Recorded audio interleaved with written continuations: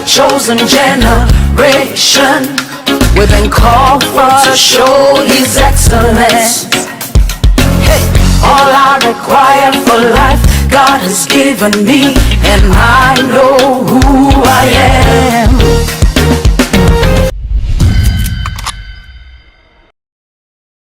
We are gradually going through to the festive period, and permit me just wish you happy Christmas in advance. It might be early, but it's just to remind you that Christmas is by the corner, and it's that time where we get to celebrate with family and friends. You're welcome to another edition of Praise Zone here on Canal 2 Movies, and just like usual, we have a lot in store for you, but we're going to have that when we have had the verse for today. So get your Bibles wherever they are. If it's your phone, fine. If it's an analog Bible, fine. Just get the Bible, get the jotter, and let's have our verse for today. But that will be after this transition. Let's go. All I require for life, God has given me, and I know who I am.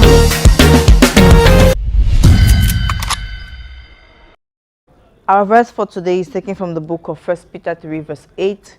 1 Peter 3 verse 8. I'll read from the NIV, that's New International Version. It says, "Finally, all of you, be like-minded, be sympathetic, love one another, be compassionate and humble." I take it again. Finally, all of you, be like-minded, be sympathetic, love one another, be compassionate and humble. It is very important, especially in this season, to show love to one another, to sympathize with one another. There is a lot that's going on out there, and some people just need that little concern to pull through. Some people need just a little concern to, how can I put it, traverse that which they are going through in life now. So today we are up beseeching you. Can I put it that way? I beseech you today to show love to somebody. Give somebody a little of your time, a little attention. Be compassionate towards someone. It might be a friend, it might be a family member, it might be a colleague, anyone that you come across that is in need of all this qualities that I mentioned. Please do not hesitate to show love today. We're going to have our clip in, and today we are starting with "I Never Know" by Diva Queen. Let's go. Hallelujah! The Lord is good all the time. I never know till I forgive you. I never know till I forgive you. I never know till I forgive you. I never know till I forgive you. I never know till I forgive you. I never know till I forgive you. I never know till I forgive you. I never know till I forgive you.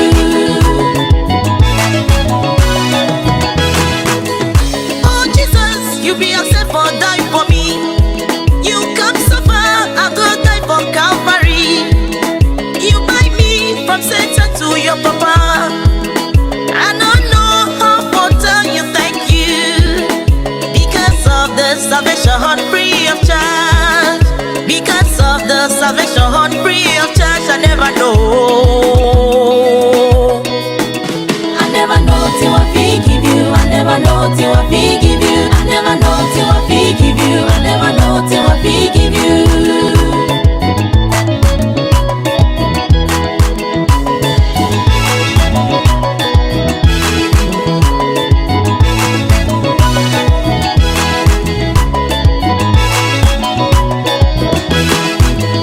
Papa God, oh, now you get the final say. When you say yes, nobody can say no. In the past, I've been a nobody, but today my life it don't change. But today, oh, my name now grace. I want to testify the things He do for me. Satan no fit play me why yo, because God get plans for my life. Oh, oh, oh, yeah, yeah, yeah.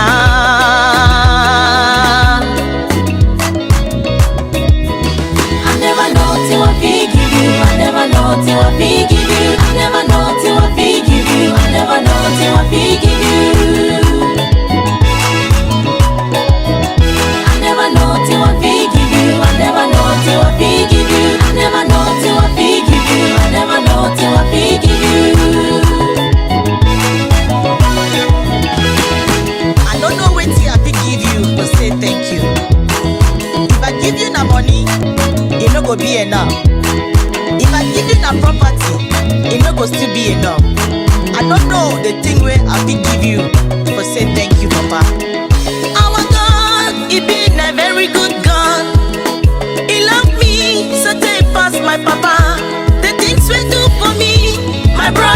fi do.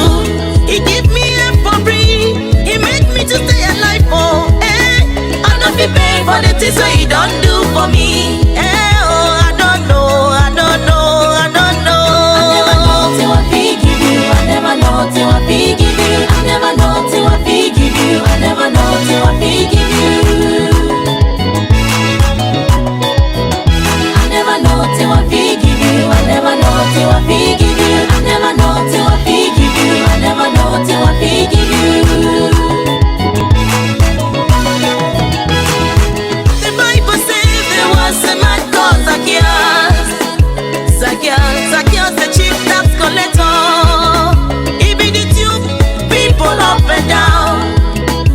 But when he said Jesus the pass, since he be short, he be no say he no go see. He decide for climb a tree. When Jesus he say he dey on top the tree, he be say, Zacchaeus come down and follow me, and follow me. Now so he life be changed because he see Jesus. I beg, make you give your life for God, because God no go abandon you as you come to Him. Now so He go take you and change your life forever. I never know till I fi give you. I never know till I fi give you. I never know till Wait till I fi give you, Papa. till I fi give you. I never know.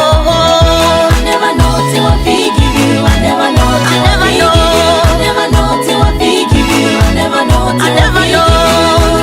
Wait till I fi give you, my Papa. I never know till I fi give you. I never know till I fi give you. I never know till I fi give you. I never know I till I never fi know. give you. Wait till I fi give you, my Papa. I never know. I never know. I never know. I never know. I never know.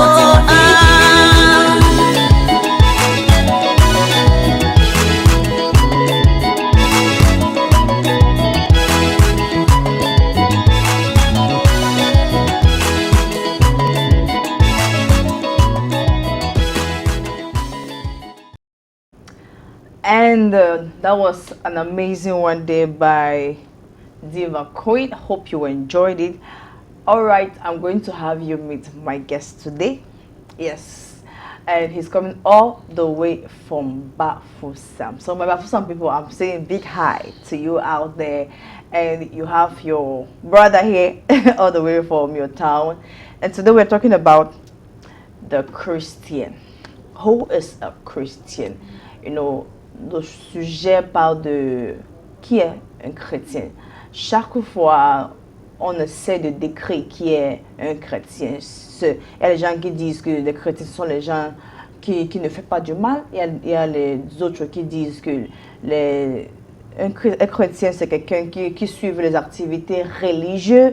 Et il y a d'autres gens qui ont donné leur part de définition en ce qui concerne qui peut être un chrétien. Alors aujourd'hui, on va savoir, est-ce que être un chrétien, c'est de suivre les actes religieux ou c'est de faire les actes religieux? Est-ce que c'est de ça qu'il s'agit?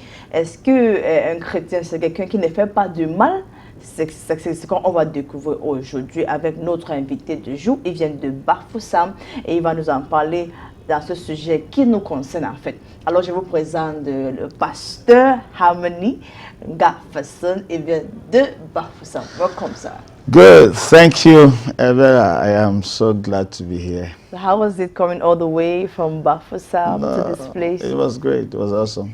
Now, how do you feel the temperature in Douala? I know over there it's pretty cold. No, Douala is really hot. Really hot. Douala is not for the weak. Yeah. Bafoussam is cool. Douala is hot, yes. So you are an author, you are an entrepreneur, you are a multi-speaker, and today we are talking about one of your books. It's titled The Christ Man Revealed. I want to know what was the revelation behind the whole idea of coming up with such a masterpiece? Okay, thank you so much. The revelation came because I discovered that with time, people don't know who is a Christian. Okay. Yes, on the general scale. A lot of people are going to church. A lot of people are talking about Jesus, but many people don't know Jesus. They don't even know who is a Christian. So because of that, and the fact that I'm working with God and then I have a church, so I want people to know God, that is how the idea came. So I said, the Spirit of God is actually inspired me to write this piece, this masterpiece, so that I can help the world and the body of Christ to know exactly who is the Christian.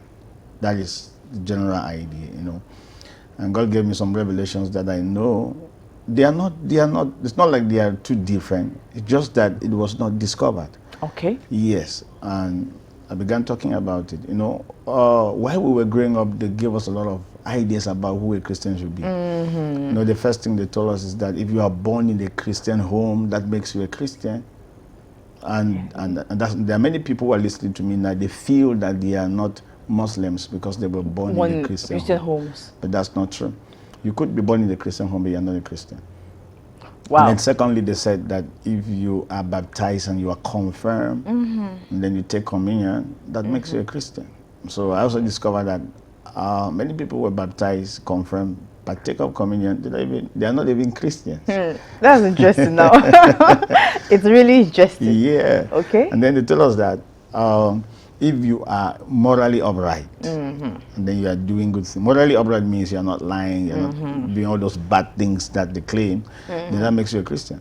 But I also discovered there are people who don't even identify with the Christian religion or Christian faith that are morally upright. Okay. Yes, because you can't define a Christian by morality. Because who is evil? Everybody is moral.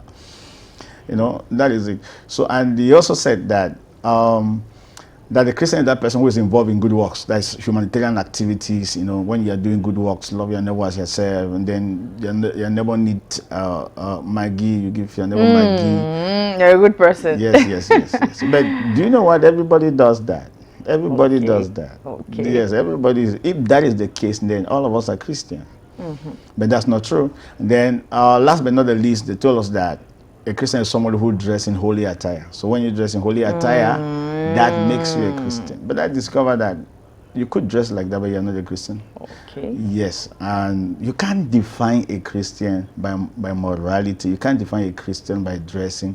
You can't define a Christian by all this that they told us. I got frustrated with those points of view, and I started seeking more before God opened my eyes and revealed exactly who is a Christian to me.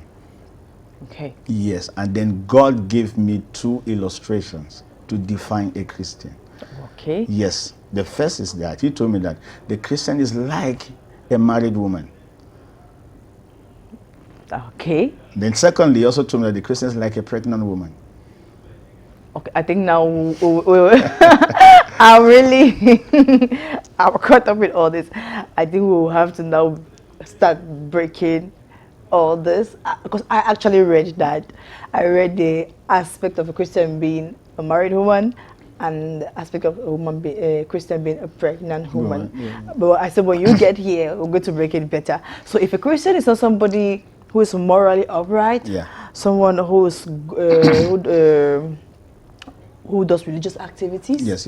Maybe a Christian is not somebody dresses in holy attire. Who dresses in holy attire. Yes. So now, before we get to the illustrations, who is a Christian, in essence? Very important. Now, I cannot define a Christian effectively if I don't help you understand what was at the back of God's mind when he created man. Okay. Yes, what was God's idea? I tell people, God, who is invisible, wanted to be visible. And that is why man was created. Man couldn't have been created if God never wanted to be visible. So God said, okay, for me to be visible, I need to create a house so that when I come into that house, people can have access to me by coming in contact with that house. God wanted to have a contact address. So I want people can have access to God. And do you know what? God said that you and I, man, will be his contact address. Okay. So man was created to house God. Man was created to host God. I tell people that you are God's private resident. And if you want to contact a person, you must know where the person is so they can know how to contact the person. That's true. So now, that was God's idea. He wanted to be visible through man. God wanted that people should come in contact with man and they should come in contact with him. Now, with this now, with this understanding, it's very easy for us to now trying to find out who is a Christian and how can we really define a Christian effectively. So the first illustration I gave was that. The first illustration I gave was that. Thank you. The first illustration I gave was that the Christian is like a pregnant, like a married woman. Now let me say this: if you are not married, now, you know, what makes a woman married? What makes a woman married? Number one is not her dressing. Okay. If you dress as a married woman, that doesn't make you married. Okay. If you wear a ring, that doesn't make you married. Okay. If you are among women who are married, that doesn't make you married. Okay. Yes, what makes you married is a man in your life. Okay. Bring it on. So now, before Jesus came, you were just like the woman who is single, who is not married.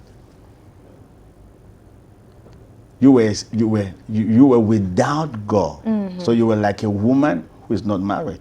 Okay. And Jesus came by his death and resurrection, proposed you. Oh. That's a proposal. That is why anytime you are being born again, they say you should accept Jesus as your Lord and Savior. Whatever, he actually proposed you. And then the preachers come to like, have you accepted the proposal that Jesus gave to you? And then like, can he really take care of me? That's how women always think. Can he really take care of me? Can I be secured if I get married to him? So you are thinking all those. And then before you want to discover, you now said yes. So what are you doing? You are actually accepting a man into your life. So when the day you were born again, it was not a church you were joining. It was not dressing you were changing. You were accepting a person, a personality into your life. And that is what I said. A Christian is like a married woman. No, and this is what happened, Evira. When you are just by yourself, you bear your name. You are Evira. So, but when you are married, you don't bear your name, you bear the name of your husband. So, before I was just a man. Okay. And the day I was born of God, Christ came into my life, and I became the Christ man. Now, what makes me a Christian is not the good works. It's not that I dress in holy attire. It's the introduction of the personality called Christ into my life. And do you know what? If I am not conscious of this person, no matter the good works I do, I'm wrong. So that is why I said the definition they gave us about the Christian was too limited. And we have done that and we think that we are right. No, let me tell you, a Christian is that person that another person has come into that person's life. And do you know what? If somebody comes into your life can never remain the same again. See, when a woman gets married, her life completely changes. Before, she will get up at any time she wants to get up and go where she wants to go. But at this moment, she cannot just. You're going, somebody say, where are you going? You're coming, somebody asks, where are you coming from? Why? Because you are not just yourself now. Another person has been added into your life. Another person has come into your life. So that's first. The Christian as like a married woman. What makes a woman married is the man in her life, not her dressing. You could dress, like I said, you can dress as a Christian, but you are not because you don't have Christ in your life. When you have Christ in your life, there must be a difference. And this is my problem. You know, they help us in church to come to Christ, and they introduce Christ to us. But when we came to Christ, they stopped focusing on Jesus and they started talking about other things. And we lost consciousness of the Christ. And we started involving activities at the expense of the person they introduced to us. And that is why I'm doing a series actually I'm writing another book called Distraction from Christ. Because I discovered that people have been distracted from Jesus. Because we are not conscious of him. So that's the first. Secondly, as I define the Christian like a pregnant woman. You know, what does it mean for a woman to be pregnant? These are just common things, but people are not conscious of it. Now, when a woman is pregnant, it actually means another person lives in her. Another person lives in her. Sometimes I tell women, how do you feel when another person lives in you? The simple truth is that your life can never remain the same again when you are conscious that there's another person that lives in you. If you were so loose and so careless, immediately you are pregnant, you cannot just be loose and careless any longer. Why? Because you are conscious of the personality that lives in you. That's why Apostle Paul said, I'm crucified with Christ. It's no longer I that live, but Christ lives in me. Christ, this is a personality. Christ lives in me. And the Bible also said, I think 1 John chapter 4 verse 4, that he that is in you is greater than he that is in the world. Now, remember, I talk about he, not it. Okay. So when you are born of God, Christ comes into your life, and then you are like the woman who is pregnant. And do you know what? Okay. When a woman is pregnant, the time is coming she will change her dressing. Okay. Now, she will not change her dressing because a pastor, because maybe the midwife or the doctor said, now that you are pregnant, you have to change the way you dress. Now, she's changing her dressing because of the dictate of the child. The child in the woman's womb determines her life for 9 months. She will not be herself for 9 months. She won't be herself until she put to bed. Even after she put to bed, there is something about her that is different from any other woman who has never been pregnant. When a woman is pregnant, as a matter of fact, there are many things that changes. For example, the thing that she loved eating before, she will discover that she don't love them again. I found that. She will change many things about her life will change because she is being manipulated, let me use that word, or controlled by the child in her. That's why if you have Christ in you, you know, you will be moral. But being moral is not a qualification that you have Christ in you. If you have Christ in you, you will dress well. But dressing well is not a proof that is in you. If you have Christ in you, you will do charitable works, humanitarian works, and you'll be good. But doing all those good things are not the proof. Let me tell you. A woman can wear a kaba as if she's pregnant. But that doesn't make her pregnant. But there's no way a woman is pregnant without changing her dressing. Okay. What am I trying to say? Yes. There's no way you can be a child of God and God lives in you without your life being changing. Because it's an experience. Let me tell you, it is difficult to tell people who a Christian is because it is an experience. Wow. Yes, it is not a teaching topic. It's not like, let me come and be teaching people who a Christian is. No, it's an experience. Let me tell you, you can't really put women in class and begin to teach them how you feel when you are pregnant.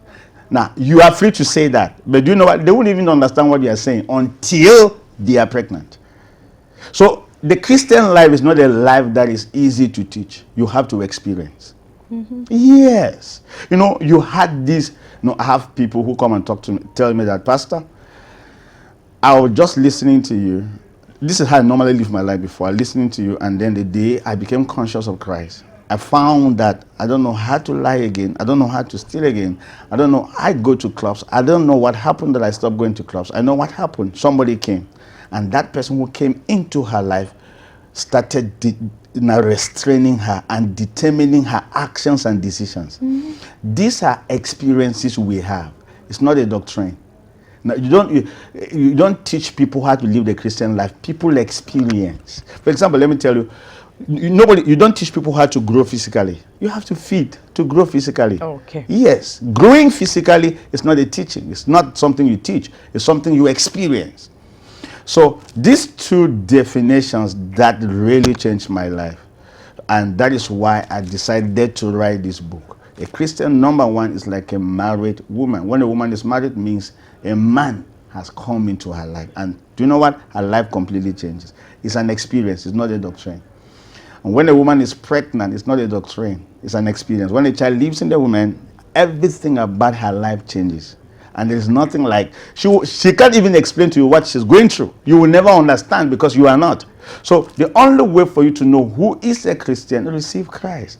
I tell people, and this thing is not some things that they just teach in church. No, my life is different because Christ came into my life. But when you receive Christ, like you do the prayer, the confession that you're accepting Christ, that makes you born again, right? Yes. Now, does being a born again makes you a Christian? Why not? Now, what does it mean to be born of God? That's another big topic that people just minimize. They just pass across it. Now, for example, if you were born of your parents, right? Yes. So what makes you born of your parents? Because they gave it to me now. No, it's bigger than they gave it to you. Now, they gave you their life. Now, the life and the blood that is running through you, it is from your parents. Yes. So when you are born of God, it actually means that God, the life and the nature of God has been transferred to you. You have received, now like, this is an experience. It's not a doctrine. It's not a teaching, because if it does not change you, then maybe you had a doctrine, not an experience, because it is an experience. When you are born, you don't go back. For example, when you have been growing all this while since they gave birth to you, you have never gone back to your mother's womb and became. Now, when you are born of God, I tell people, when you are really born of God, it's difficult to go back to the well because it's an experience. It's like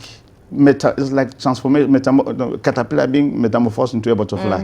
When a caterpillar is becoming like a butterfly, that butterfly can never come back into the level of a caterpillar again, because it is an experience. And so this is what I tell people: for you to really be born of God, you have to have an encounter with Jesus. You must have the revelation of Jesus. Now, by the Spirit of God, Jesus must be revealed to you. I tell people, if you have ever seen Jesus in your life, that's not physical, right? Because some people like, I want to see Jesus in my life. No. If you have made a Christ man, if you have made a man who carry Christ, if you have ever heard God speak to you, and in your spirit you have the revelation of Jesus, I'm telling you, your life will never remain the same again. That's the meaning of being born again. Yes. I will allow you all to digest everything that the author, Pastor Hamni, has said. It's quite deep. You might not agree with what he has said. Send us your messages. Tell us what you think about this amazing piece. And it's here with me. It's here with me. It's a whole amazing book. I've read it myself. When I read it, I said, no, it would be good that he comes here and come and share with us. And I hope you are enjoying it. By the end of this program, we're going to tell you how you can have your own copy. But for now, let's have an interlude. When we come back, we'll say gospel actualities.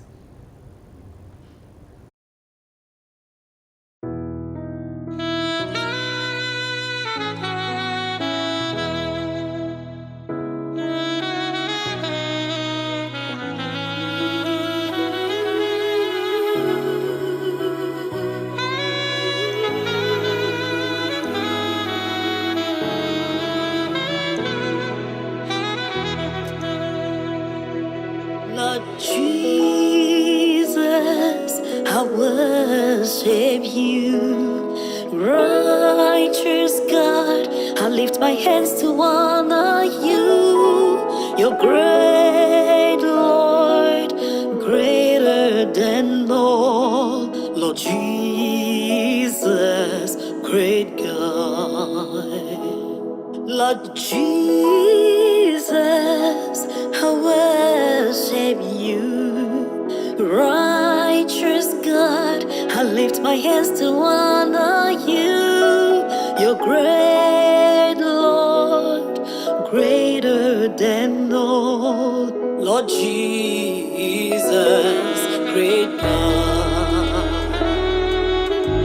Lord Jesus, you're the great God, yeah. Lord Jesus, I worship you. Righteous God, I lift my hands to honor you. You're great, greater than Lord Jesus.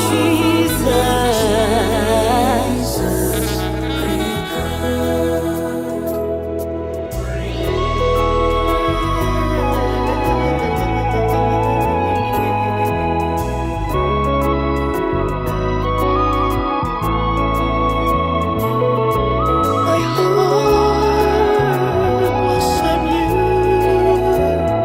great God, great God. God, you were in Christ, reconciling the world unto yourself, not imputing our sins unto us. You took away the shame, the guilt and the pain. You made me holy and you. Lord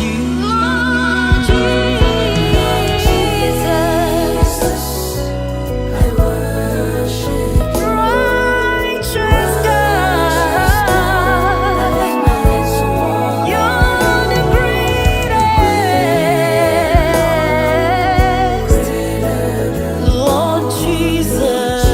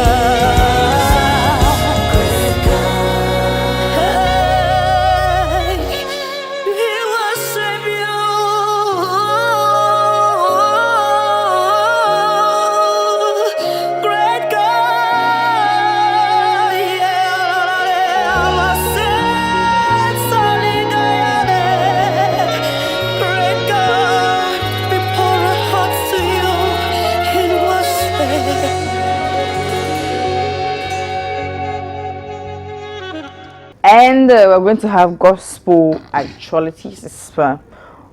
We have Royal Flex that's coming up. Royal Flex is that appreciation, Christian appreciation, relaxation, Thanksgiving gala that's taking place here in Douala. And this time around it's in Douala and Boya on the 9th and on the 11th of December. Tickets are available already from 10K to 1 million. You choose wherever you want to be, and then you get a ticket for your family, you get a ticket for your friends, for your corporate organization, for your staff. You can just throw, it's an end of year kind of relaxation where strictly Christian. Yes, it's another way of giving the Christian the opportunity to relax. At times, Christians don't find time to relax, or they end up relaxing in places that they wouldn't have want to, because they don't have a place or an opportunity where they can actually relax in a godly way. So Royal Flex is that event that gives you the opportunity to relax in a godly way. Yes, and this year we have as a frontline artist, he's coming all the way from Nigeria. We'll be having Frank Edwards. He'll be here with us for Royal Flex 2022. So tell a neighbor, tell a friend. Frank Edwards will be in Cameroon for Royal Flex on the 9th and on the 11th of December. So you tell somebody to tell somebody that this year's Royal Flex is a no miss. You don't have to miss it. You will not want to be told, because myself, I will not give you any gist. I will not give you any gist if you don't get to be there. And of course, we'll have other Cameroonian artists. I see a Christian Mokuri. You know Christian Mokuri, right? Charles Sitenga will be there, and Lily Joy will be there, and of course Tenella will also be there. And I can see Mr. Eta, Mr. Emma Gospel, Mr. Rochi Osvalin. All of them are going to be there to minister to you. Imagine you come to relax and somebody's ministering to you. It's an amazing experience that I would like all of you to be there. I'm going to move on to the next actuality, and we're going to have The Power of Love. Power of Love is a book by Graciously Ashu, and she will be publishing very soon. So you look out for The Power of Love by Graciously Ashu. That's coming soon. Prepare to read. It's good to read Christian books. They're edifying, and we have made it possible for you to get to know those books that you don't know here on Praise. So that's why we bring here authors of Christian edifying books. It's very important. It's not about you reading a Christian book. It's about you reading an edifying book, Christian edifying book that helps you to grow your faith, and also it helps you to grow your spiritual life. We still have Prisca Benita. Prisca Benita is coming up with Ma Force Toi. So for those that know Prisca Benita, you know she's an amazing gospel singer and a psalmist. So please, you have to look out for her. Remember, you can check her pages now on Facebook, on Instagram, on YouTube, so that by the time she drops a song, you subscribe on her channel, so that when she drops a song, it will notify in your inbox, so that you get to download and enjoy with your family. It's very important that you do that. And if that's we have soirée d'adoration, le temps de couronnement des fils de Dieu. So we have that coming on the 27th of November. I think this is this week. Yes, it should be this week or a week after. It's coming up soon. So it's going to be at Rue Memos Aqua. It's even here in Douala. So for those that are in Douala, please take a rendezvous on the 27th of November this month and be there. It's going to be an amazing time in the presence of God. So that takes us to the end of Gospel Actualities. Today, we're going to have a transition. When we come back, we'll meet our author, our guest for today, and he will tell us how you can reveal Christ in you. Let's go. All I require for life, God has given me, and I know who I am.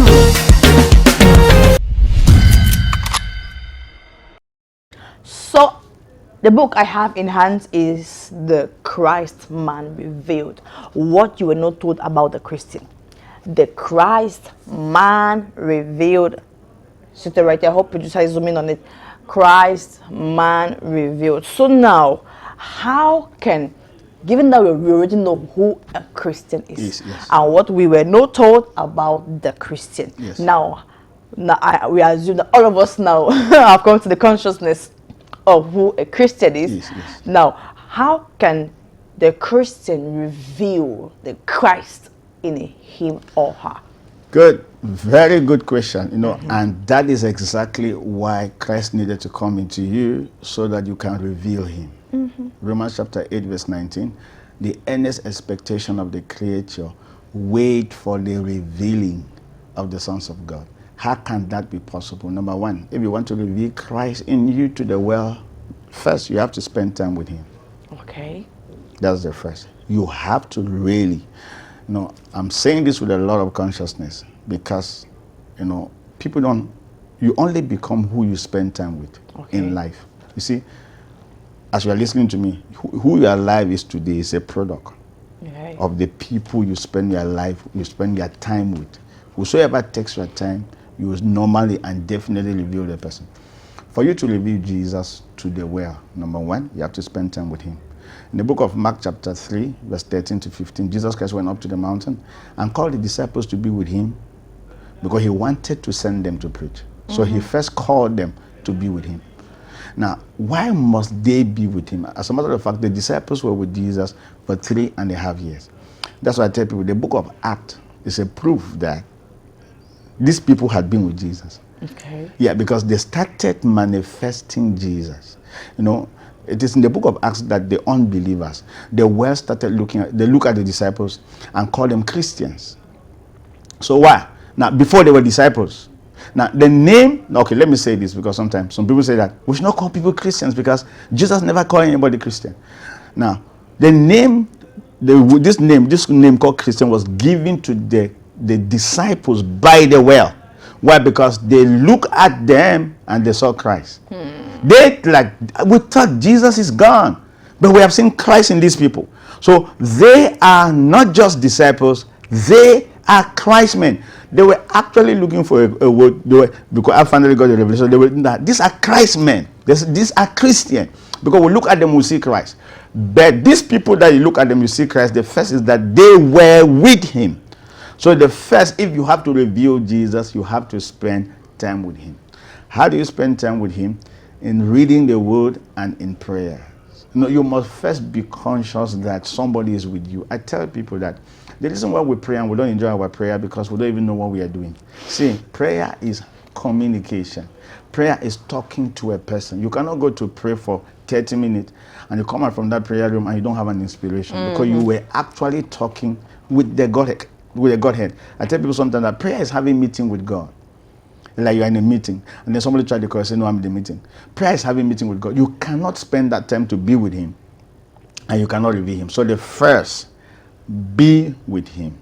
How long are you going to be with him? That is your life. You are supposed to be with him. We are not even called to preach first. No. Preaching is a manifestation.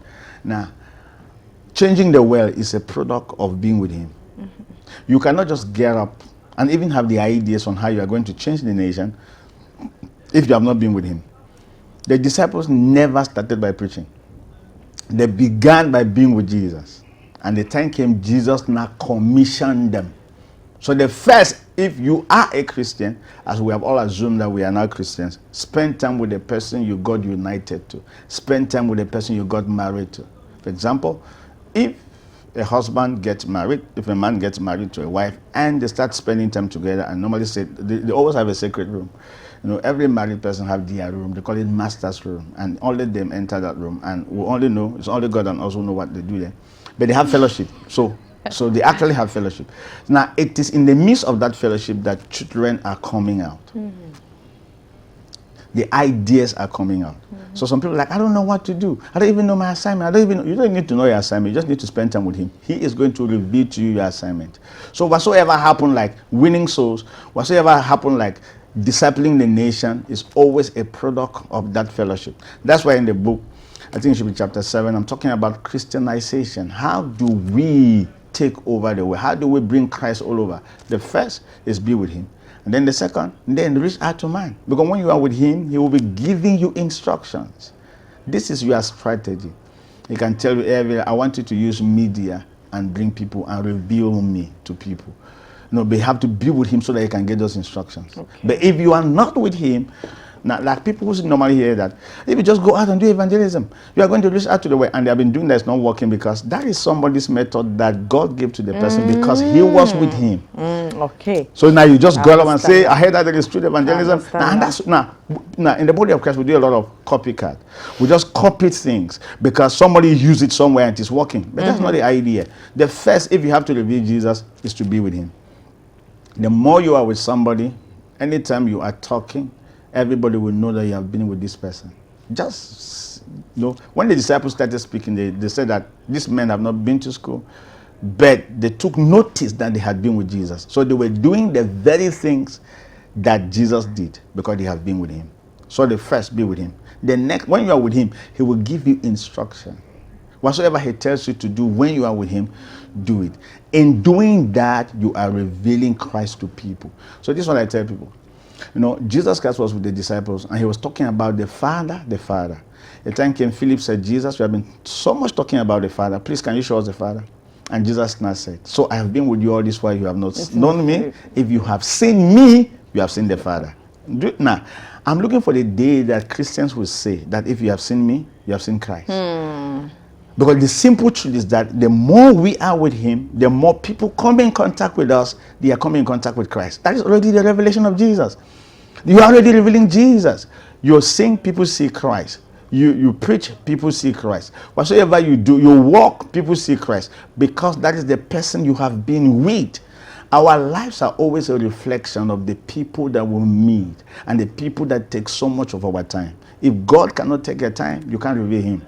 You can't give what you don't have. If you have not spent time with Jesus, you can't reveal Jesus to the world. That is just the simple secret. So I'm going to take one more, and the rest, they'll get to know it when they get to buy the book. Thank you. So one more. So how can you give us one more tip on how we can reveal Christ? Okay, so that the first was being with him. Yes. Now the second one is, if I tell you that go and reach out to people, if I tell you that live a good life, that is a formula. I don't want to give you a formula. Okay. Yes, because some people say that don't lie, because this is how they tell us when you are a Christian, when you not come to church, they not start to tell you, not that you're a Christian, don't dress like this, don't dress like this. No. It's not a doctrine. And I always like to avoid trying to give people a doctrine. For example, say now that you are pregnant, dress like this, don't dress like this. It's not a doctrine. Just don't worry. If you like, when you are pregnant, keep living anyhow. The time is coming, the more this child is growing in you, the more you begin to change everything about your life. So it's not a doctrine. There's no particular doctrine that when a woman is pregnant, this is how she must dress. It's not a doctrine. The child you carry determines how you live your life. So there's no quote-unquote formula that to reveal Jesus, go and start a church. There's nothing like that. You don't need to start a church to reveal Jesus. You only need to have Jesus and be with him. You can be a manager in a company and you reveal Jesus. You can be working in an industry and you are revealing Jesus. So there is no quote-unquote formula. The formula that you will have to reveal Jesus to the world, it will come as a result of that union. And the worst is to give people formula. Go for evangelism. Let me tell you, people have been doing this thing and they are tired. This is like the people don't want to hear. We cannot preach again because they are using their energy to do something. God may not give you the idea of evangelism. He may give you another idea, but you have to spend time with him. The more you are with him, the more you will always know what to do. I don't know how to give people a formula. You can even say, go and start a church. Go and sing. go and do this and do that. Those are formulas. And at the end of the day, you'll be caught up with the activities at the expense of this union. Stay with him. Whatsoever come out as a result of your being with him, that is revealing Jesus. If the well is waiting for us to reveal Jesus to the well, we must be with him to a level that even when we are driving as taxi men, we are revealing Jesus. But wherever we find ourselves, when we speak, people will see Jesus. And that is, you're making me to really talk more. Because the simple truth is that, right? Church is having a church, gathering people together, like what we do. It's a formula, it's a method. Okay. That is not all the method. Okay. Yes. We are supposed to have God and know God. We are not supposed to start churches. Wherever all the walks of life that people find themselves in, we can reveal Jesus in those walks of life. Okay. You are not supposed to necessarily. It is only few people who are calling to fivefold ministries that are supposed to do that, so they can train other people. But now, and these fivefold ministers, they train people for the work of the ministry. So wherever you find yourself, you can be a footballer and you reveal Jesus. Of course. Yes, because you have Jesus. The highest is be with him. When you are with him, wherever you find yourself, you will begin to reveal him. So there's no quote-unquote formula. But the highest is be with him. And you know what? And this is the highest, the highest thing that most Christians don't do. They don't spend time. They want to see result, but they don't spend time with him. It doesn't work that way. It doesn't work that way. You have to be with him. You have to be with him. If you want to know more, I told him specifically that on this particular one, I would not allow him to come and give you everything. No. I know you're still opening your ears. Let's have number 3, number 4. Like, seriously. We're going to discover it for yourself when you get the copy. So how can we get a copy if we want to have these one? books you see are most of the major towns in Cameroon: Yaoundé, Douala, Bafoussam, Bamenda, Buea.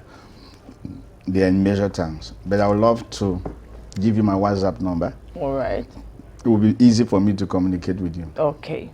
Yes. 677 35 7142. 677 35 7142. That is the WhatsApp number. If you connect with that number on the WhatsApp, you are going to get the contacts on how you can get the books wherever they are in the national territory.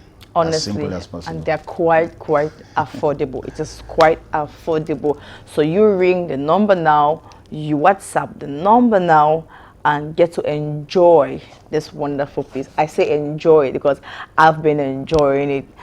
Before I bring anybody here, I make sure that I go through their content so that I don't come and start bargaining on something I know nothing about. So I know exactly what I'm telling you about. By the time you read chapter 1 and 2, you will buy for your whole community. I would highlight to you, you will buy for your whole community. Don't forget, make a call, order today, and stay blessed. So we're coming closer to the end of today's edition. Any last word for your audience out there? Okay, thank you so much, Evira, for giving me this opportunity. Let me tell you what I said anytime I'm giving an opportunity to say the last thing I will say. Okay. You see, this is what God told me. Everybody in this world one day will know God. Everybody. Amen. I don't care who you are. If you like, don't take God serious. Now one day you take him serious. That's what God revealed to me, because you cannot do without God in this world. Now you are going to know God whether you like it or not. So the earlier you know God now, the better for you. Now, you will know God either with your 2 eyes or one day maybe with your 1 eye. You will know God either with your 2 legs or maybe with just 1 leg. But you can't escape God in this world. Now, there are many people who are Christian today because they were sick to the point of death. Yeah. So I don't want you to be sick to the point of death before you start seeking for God. This is an opportunity for you, wherever you find yourself in this world. The earlier you know God now, the better for you. Because the day you will be coming will be your bosses. I will want that you should come now and start growing with Jesus now. That's my last word for you. Know Jesus now. Come to God now. I don't care who you are, what position you occupy in this world. You cannot escape from Jesus.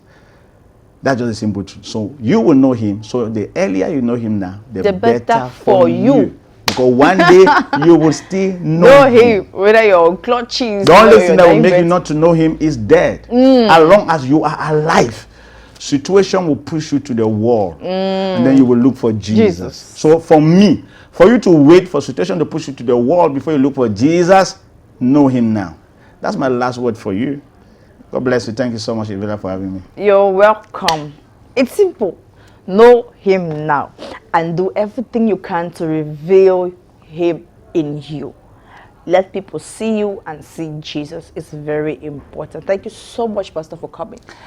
I know I've been planning for this day to come, and you finally made it. Thank you so much. I'm really grateful. I'm grateful. Thank you for having me. I'm really grateful. Thank I you. just wish you had much time to diagnose into this book, but we have to go now, and I will leave it to everybody out there to discover the book for themselves.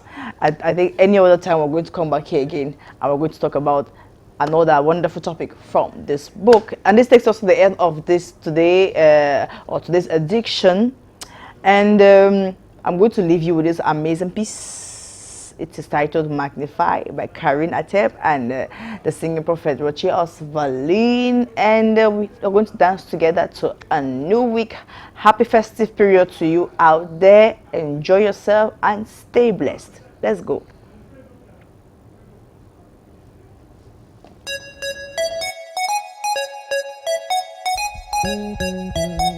Praise waits for our God in Zion. Let praises rise to the one who seated on the throne.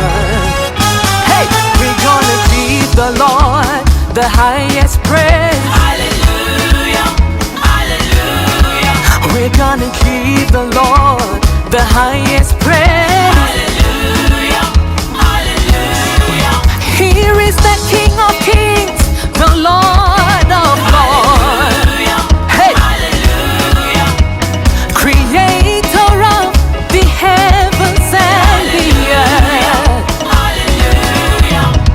Let's magnify his name.